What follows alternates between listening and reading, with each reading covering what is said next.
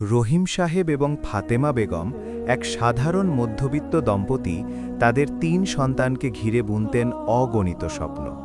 তাদের ছোট্ট কুঁড়েঘরে অভাব নিত্যসঙ্গী হলেও সন্তানদের চোখে তারা দেখতেন এক উজ্জ্বল ভবিষ্যৎ। রহিম সাহেব দিনমজুরের কাজ করতেন আর ফাতেমা বেগম ঘরে বসে সেলাই করে সংসারের হাল ধরতেন। তাদের একমাত্র সম্পদ ছিল তাদের সন্তানদের প্রতি অকৃত্রিম ভালোবাসা এবং তাদের উচ্চশিক্ষিত করার অদম্য আকাঙ্ক্ষা। তারা বিশ্বাস করতেন শিক্ষা কেবল দারিদ্র্য মুক্তির পথ নয়, বরং মানুষের ভেতরের মনুষ্যত্বকে জাগিয়ে তোলার মূল চাবিকাঠি। তাদের বড় ছেলে আরিফ ছিল পড়াশোনায় অত্যন্ত মেধাবী। ছোটবেলা থেকেই তার স্বপ্ন ছিল ডাক্তার হয়ে মানুষের সেবা করা। বইয়ের পাতায় ডুবে থাকা আরিফের চোখে ছিল মানব সেবার এক সুদূর স্বপ্ন। দ্বিতীয় ছেলে শাফিন ছিল কিছুটা চঞ্চল, তবে তার বুদ্ধি ছিল প্রখর। নতুন কিছু তৈরি করার নেশা তাকে সবসময় তাড়িয়ে বেড়াত। যন্ত্রপাতির প্রতি তার ছিল এক অদ্ভুত আকর্ষণ। সে স্বপ্ন দেখত একজন সফল ইঞ্জিনিয়ার হওয়ার, যে আধুনিক প্রযুক্তির মাধ্যমে মানুষের জীবনকে সহজ করে তুলবে। আর তৃতীয় ছেলে ইমরান ছিল শান্ত ও ধর্মপ্রাণ। ছোটবেলা থেকেই সে মাদ্রাসার পড়াশোনার প্রতি আগ্রহী ছিল। তার মন টানত আধ্যাত্মিক জ্ঞান এবং নৈতিক মূল্যবোধের দিকে। সে স্বপ্ন দেখত একজন আলেম হওয়ার, যে মানুষকে সঠিক পথের দিশা দেখাবে এবং ইসলামের আলোয় আলোকিত করবে। রহিম সাহেব ও ফাতেমা বেগম তাদের সন্তানদের এই ভিন্ন ভিন্ন স্বপ্ন পূরণের জন্য নিজেদের সবটুকু উজাড় করে দিয়েছিলেন। নিজেদের শত অভাব অনটন সত্ত্বেও তারা সন্তানদের পড়াশোনার কোনো ত্রুটি হতে দেননি। পুরনো কাপড় সেলাই করে একবেলা খেয়ে না খেয়ে তারা সন্তানদের বই খাতা, স্কুলের বেতন জোগাতেন। তাদের এই আত্মত্যাগই ছিল সন্তানদের অনুপ্রেরণার মূল উৎস। তারা জানতেন তাদের বাবা মায়ের স্বপ্ন পূরণের জন্য তাদের কঠোর পরিশ্রম করতে হবে। আরিফ তার মেধা ও কঠোর পরিশ্রমের ফলস্বরূপ দেশের সেরা মেডিকেল কলেজে ভর্তির সুযোগ পেল। গ্রামের ছেলে আরিফের জন্য শহরের এই নতুন পরিবেশ ছিল এক বিশাল চ্যালেঞ্জ। কিন্তু তার চোখে ছিল ডাক্তার হওয়ার স্বপ্ন, মানুষের সেবা করার ব্রত। দিন রাত এক করে সে পড়াশোনা করত। মেডিকেলের কঠিন সিলেবাস, দীর্ঘ রাত জেগে পড়া, ল্যাবে প্র্যাকটিক্যাল করা, সবকিছুই সে হাসি মুখে মেনে নিত।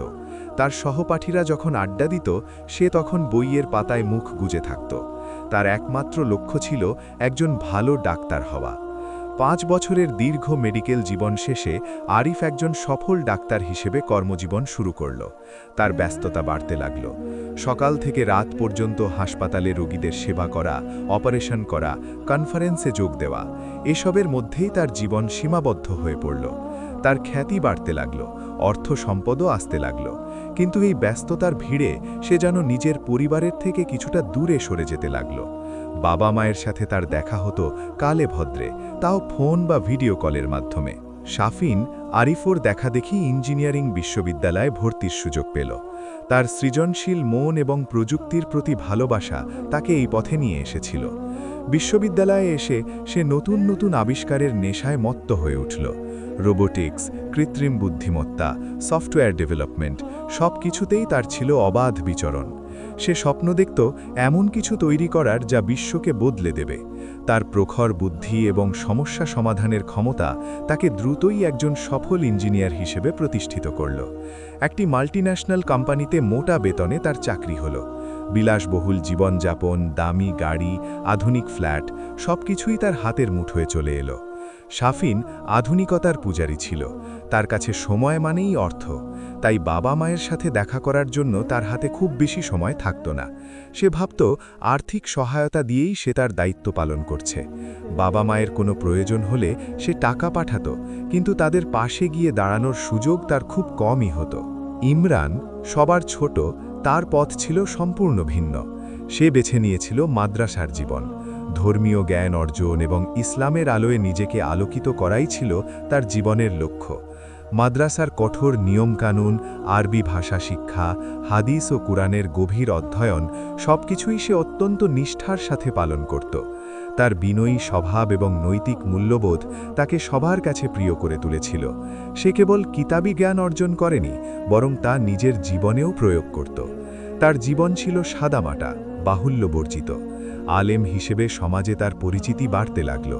মানুষ তার কাছে আসত ধর্মীয় বিষয়ে পরামর্শ নিতে, দোয়া চাইতে। সে তাদের সাধ্যমতো সাহায্য করত।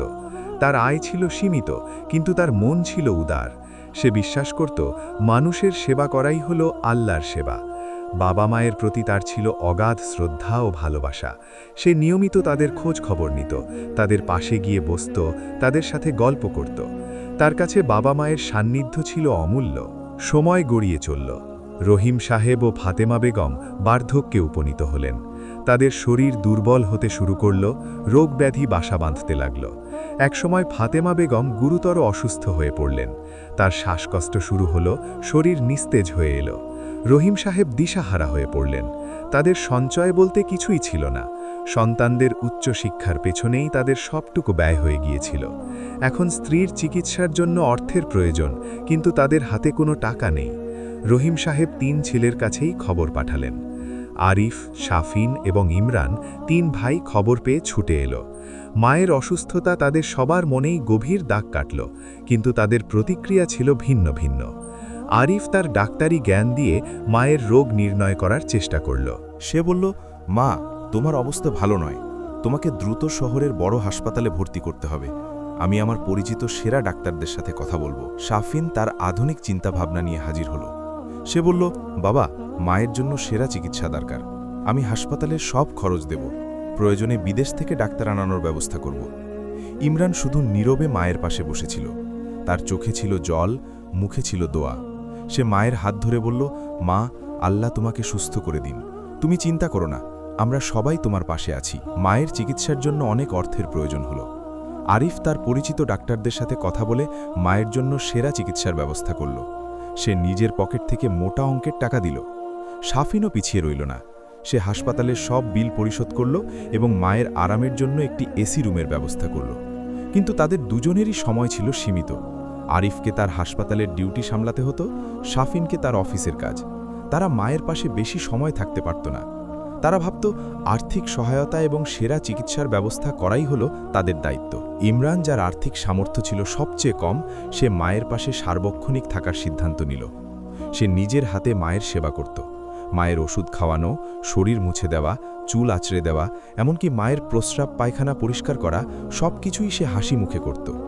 সে মায়ের পাশে বসে কোরআন তেলাওয়াত করত, দোয়া করত, মায়ের সাথে গল্প করত। মায়ের মুখে হাসি ফোটানোর জন্য সে নানা রকম চেষ্টা করত। তার এই নিঃস্বার্থ সেবা দেখে ফাতেমা বেগম মুগ্ধ হতেন। তিনি অনুভব করতেন ইমরানের স্পর্শে এক অদ্ভুত শান্তি রয়েছে। আরিফ একজন ডাক্তার হিসেবে মায়ের রোগ নির্ণয় এবং চিকিৎসার ক্ষেত্রে তার সর্বোচ্চ চেষ্টা করেছিল। সে জানত মায়ের সুস্থতার জন্য সঠিক চিকিৎসা কতটা জরুরি। সে নিয়মিত মায়ের খোঁজখবর নিত, ডাক্তারদের সাথে কথা বলত, চিকিৎসার অগ্রগতি সম্পর্কে জানত। কিন্তু তার ব্যস্ততা তাকে মায়ের পাশে বেশি সময় থাকতে দিত না। সে যখন হাসপাতালে যেত তখন তার মন পড়ে থাকত মায়ের কাছে, কিন্তু পেশাগত দায়িত্ব তাকে ছুটি নিতে দিত না। সে মনে করত তার পেশা তাকে মানুষের সেবা করার সুযোগ দিয়েছে, তাই সে তার দায়িত্ব থেকে বিচ্যুত হতে পারে না। তার সম্মান প্রদর্শনের ধরন ছিল পেশাগত দক্ষতা এবং আর্থিক সহায়তা। শাফিন একজন ইঞ্জিনিয়ার হিসেবে মায়ের আরাম এবং সুবিধার দিকে নজর দিয়েছিল। সে মায়ের জন্য হাসপাতালের সেরা রুমের ব্যবস্থা করেছিল, আধুনিক চিকিৎসা সরঞ্জাম কেনার জন্য অর্থ দিয়েছিল। সে বিশ্বাস করত আধুনিক প্রযুক্তি এবং অর্থ দিয়ে সবকিছু কেনা সম্ভব। সে মায়ের জন্য উন্নত খাবার, ফলমূল পাঠাত, কিন্তু তারও সময় ছিল সীমিত। তার অফিসের মিটিং, প্রজেক্টের কাজ, এসবের কারণে সে মায়ের পাশে বেশি সময় থাকতে পারত না। সে ভাবত সে তো তার দায়িত্ব পালন করছে, আর্থিক সহায়তা দিচ্ছে। তার সম্মান প্রদর্শনের ধরন ছিল আধুনিক সুযোগ সুবিধা এবং আর্থিক সহায়তা। ইমরান একজন আলেম হিসেবে মায়ের পাশে থেকে তার শারীরিক ও মানসিক সেবা করত। সে জানত অসুস্থ অবস্থায় মায়ের সবচেয়ে বেশি প্রয়োজন হল মানসিক শান্তি এবং ভালোবাসা। সে মায়ের হাত ধরে বসে থাকত, তার কপালে হাত বুলিয়ে দিত, তার সাথে গল্প করত। মায়ের মুখে হাসি ফোটানোর জন্য সে নানা রকম চেষ্টা করত। সে মায়ের জন্য দোয়া করত, কুরআন তেলাওয়াত করত।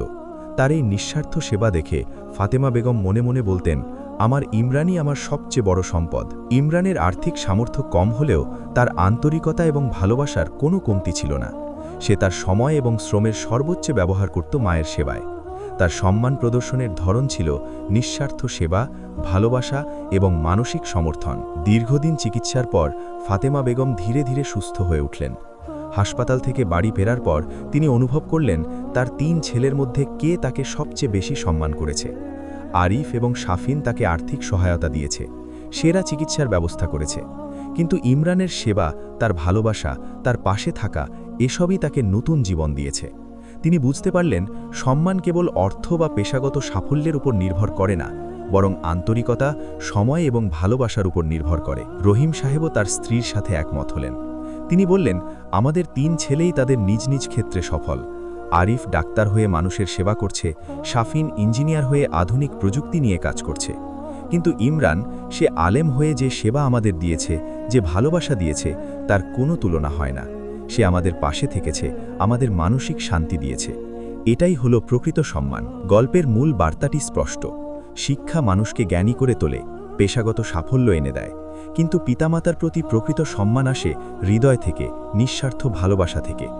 ইমরান তার ধর্মীয় শিক্ষার মাধ্যমে যে নৈতিক মূল্যবোধ অর্জন করেছিল, তা তাকে পিতামাতার প্রতি সর্বোচ্চ সম্মান প্রদর্শনে উদ্বুদ্ধ করেছিল।